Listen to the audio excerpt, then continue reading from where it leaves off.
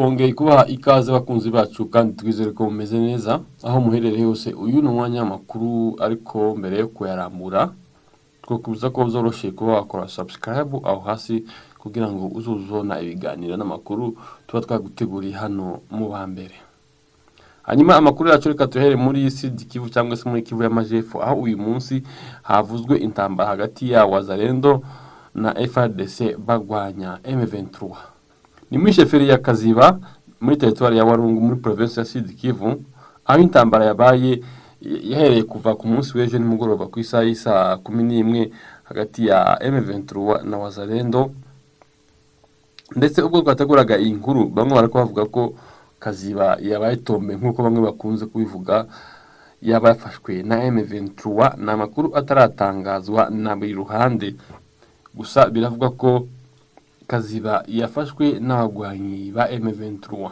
Iyi migwano ije nyuma ya ku minsi 23 y'ukwezi kwa kane uyu mwaka, aribwo habaye ubwumvikane hagati ya M23 na Leta ya Repubulika Demokarasi ya Kongo. Izo bumvikanyemo harimo ko bahagarika imigwano no kurekura ibice bimwe kwa M23, ndetse na Leta ya Kongo ikarekura bamwe mu bagwanashaka cyangwa se mu bashigikiye M23 bafunzwe na Leta ya Repubulika ya Demokarasi ya Kongo.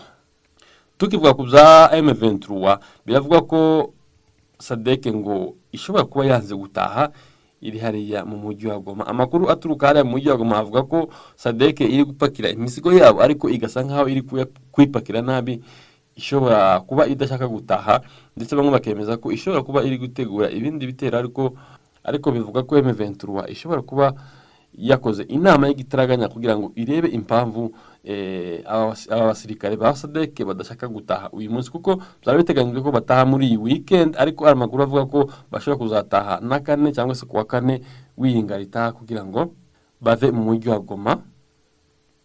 Mu kwezi kwa gatatu uyu mwaka nibwo abakuru b'ibihugu bigize umuryango wa Afrika y'Amajepfo SADC bemeranyije ko ingabo za SADC zigomba kuva muri Repubulika ya Demokarasi ya Kongo.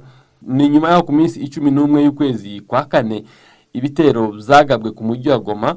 M23 yabishinje ingabo za SADC kuba zaragize uruhare muri ibitero bya bishaka kwisubiza umujyi wa Goma, ariko tubisa ko SADC imaze iminsi icumbikiwe mu bigo bitandukanye hariya mu mujyi wa Goma, mu bigo bya MONUSCO, ndetse M23 akaba ariyo ibaha buri kimwe cyose cy'ibanze, yaba imiti, yaba amazi, yaba umuriro w'amashanyarazi. M23 niyo ibagenera buri kimwe cyose, nyuma yuko ku minsi 27 y'ukwezi kwa mbere uyu mwaka yatsinzwe urugamba aho yari ifatakanyije n'ingabo za Leta ya Repubulika Demokarasi ya Kongo kurwanya umutwe wa M23, ariko ikaza gutsindwa ubwo M23 yigaruriraga umujyi wa Goma n'ibindi bice bitandukanye birimo umujyi wa Sake. Ubwo ingabo za SADC zayatsinzwe zishyira intwaro hasi, zimwe izindi zinkomeri n'indi mirambo ikaba yaracuwe mu bihugu byabo, kubera yuko M23 yari yabashije kuyitsinda mu migwano yari hanganyemo n'izo ngabo zifatikanyije na FARDC na Wazalendo aho mu burasirazuba bwa Repubulika ya Demokarasi ya Kongo. Gusa kugeza uyu munsi biri kuvuga ko batarabasha gusohoka neza, ariko hari amakuru avuga nkuko nari nkubwiye haruguru ko bashobora gutaha ku munsi wa kane w'iki cyumweru. Tuzakomeza tubakurikiranire iby'aya makuru, tuzababwira uko biza kuba bimeze mu makuru yacu ata. Nyuma yuko ku minsi 25 Leta y'u Rwanda na Leta ya Repubulika Demokarasi ya Kongo bagiranye amasezerano, no ku minsi 23 y'ukwezi kwa kane uyu mwaka Leta ya Repubulika Demokarasi ya Kongo n'umutwe wa M23 bagiranye amasezerano yo guhagarika intambaro, Minisitiri w'Ububanyi n'Amahanga w'Ububiligi Maxime Privote yasuye Perezida Museveni wa Uganda na Perezida w'u Burundi Ndayishimiye. Minisitiri w'Ububanyi n'Amahanga w'Ububiligi Maxime Privote kuri uyu wa gatandatu yagiriye uruzundiko mu bihugu birimo Uganda n'u Burundi agirana ibiganiro n'abayobozi babyo. Ni ibiganiro byibanze ku bibazo by'umutekano mu karere k'ibiyaga bigari ndetse no mu burasirazuba bwa Repubulika Demokarasi ya Kongo. Nyuma yo kubonana na Perezida Museveni, Minisitiri w'Ububanyi n'Amahanga abinyujije ku rubuga rwa X ati maze kugirana ibiganiro zubaka cyane na Perezida Yoweri Kaguta Museveni, Uganda igira uruhare runini mu mutekano mu karere, kandi ndashimira imbaraga zayo zikomeje mu guteza imbere ibiganiro by'akarere, ufatanye n'abaturanyi no gufasha impunzi. Twaganiriye kuzihutirwa ku mahoro mu burasirazuba bwa RDC. Ibibazo byimbitse bigomba gukemurwa birasobanutse kubahiriza imipaka, kwishira hamwe k'ubukungu mu karere no guhagarika imvugo zibiba inzangano n'iterabwoba. Ku bijyanye n'umubano w'impande zombi yavuze ko Ububiligi na Uganda byishimira ubufatanye bumaze igihe. Ati gahunda yacu y'iterambere iriho kandi yibanda ku buzima, uburezi n'igisirikare hamwe n'ibisubizo bifatika ku baturage ba Uganda. Twasuzumye kandi uburyo bwo kugarura ubufatanye harimo n'ubucuruzi n'amahugurwa ya gisirikare. Kuri uyu wa gatandatu kandi tariki ya 26 z'ukwezi kwa kane uyu mwaka turimo kandi mu ngoro ya Perezida w'u Burundi Evariste Ndayishimiye yakiriye Ministre Maxime Privote wahageze avuye muri Uganda. Ibiganiro byabo byibanze ku gushimangira umubano w'ibihugu zombi, ibibazo by'amahoro mu karere k'ibiyaga bigari cyane cyane mu burasirazuba bwa RDC ndetse no kufatanye mu by'ubukungu na politiki hagati y'ibihugu zombi. Biteganijwe ko kuri iyi ngama Maxime Privote azaba yagiye Kinshasa aho agomba kugirana ibiganiro na Perezida Felix Tshisekedi n'abandi bayobozi mu gihe atabashije kugera mu Rwanda, igihugu giherutse gucana umubano n'Ububiligi. Ububiligi burasaba Perezida Museveni kubwunga n'u Rwanda. Guverinoma y'Ububiligi yavuze ko yifuza ko Perezida wa Uganda Yoweri Kaguta Museveni yabahuza n'u Rwanda rwacanye umubano n'Ububiligi ku minsi 17 y'ukwezi kwa gatatu uyu mwaka. Maxime Privote, Ministre w'Intebe wungirije akaba na Ministre w'Ububanyi n'Amahanga w'Ububiligi, yabikomojeho ubwo yahuraga na Perezida Museveni wa Uganda kuwa gatanu tariki ya 25 z'ukwezi kwa kane. Yavuze ko Ububiligi bukibona u Rwanda nk'igihugu cy'ingirakamaro mu karere kandi rukaba ruri mu mwanya mwiza wo gufatanya n'abandi mu gushaka igisubizo kiranze ibibazo z'umutekano muke mu burasirazuba bwa RDC. Mu kiganiro n'abanyamakuru, Maxime Privote yavuze ko uretse kuba yaje kureba Perezida Museveni nk'inararibonye ishobora gutanga igisubizo kiranze mu gukemura ikibazo cy'amakimbirane yabaye akarande mu burasirazuba bwa RDC, ashobora no kuba ikiraro cyo kongera kwegura u Rwanda. Mu magambo ye bwite, Maxime Privote yavuze ko Perezida Museveni ari uw'agaciro kuko ashobora kuja hagati y'impande zibiri mu bibazo bya diplomasi. Uyu mugabo uri mu ruzinduko rw'akazi aho ari kuzunguruka mu bihugu byo mu karere k'ibiyaga bigari ka Uganda, Repubulika Demokarasi ya Kongo n'u Burundi, yavuze kandi ko ababajwe nuko atabasha gusura u Rwanda kuko nta mubano rugifitanye n'Ububiligi.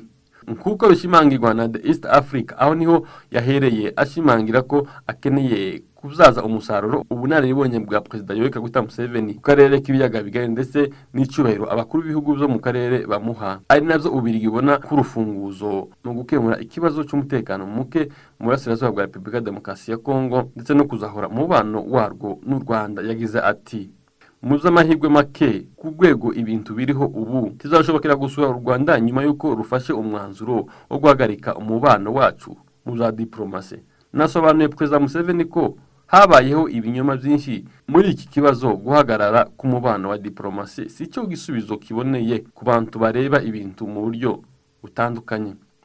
U Rwanda rwamenyesheje guverinoma y'Ububiligi ko rucanye umubano narwo mu za diplomasi. Guverinoma y'u Rwanda igaragaza ko uwo mubano ushobora kongera kuzahuka mu gihe Ububiligi bwaba bwihanye iyo myitwarire ya gikoloni ikomeje kugira ingaruka ziremereye mu karere k'ibiyaga bigari. Privote yavuze ko Ububiligi bwifite icyizere ko hazaboneka amahirwe y'ibiganiro zongera kuzahura umubano n'u Rwanda, ari nabyo bizafasha buri ruhande kumva neza impamvu ya buri wese yo gufata imyanzuro. Yatanze urugero rw'uko Ububiligi rwakomeje kwimakaza umubano n'Uburusiya ku rwego runaka mu gihe bwafatiwe ibihano kubera kugaba ibitero kuri Ukraine. Privote yanagaragaje ko yanyuzwe no kubona guverinoma ya Kongo n'ihuriro AFC/M23 zatangaje ko zatangiye guharanira kugera ku guhagarika intambara no ku biganiro bigamije kugarura amahoro mu burasirazuba bwa RDC.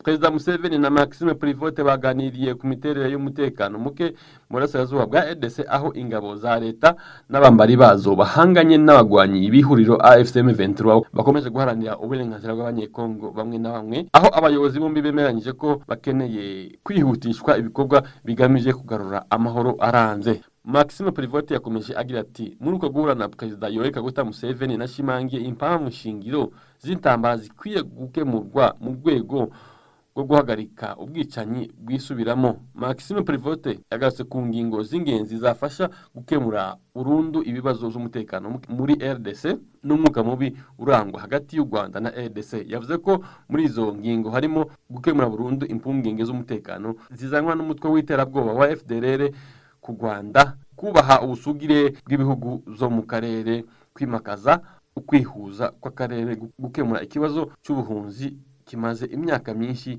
kurwanya imvugo zuzuye urwango yibasiye igice runaka cy'abaturage no kubahiriza uburenganzira bwa muntu. Turagushimiye twabanye muri uyu mwanya w'amakuru, gusa twakubisa ko wakanda aho hasi handitse subscribe kugira ngo uzuzwe n'amakuru yacu n'ibiganiro byacu kugiye tubonane mu makuru yacu ataha.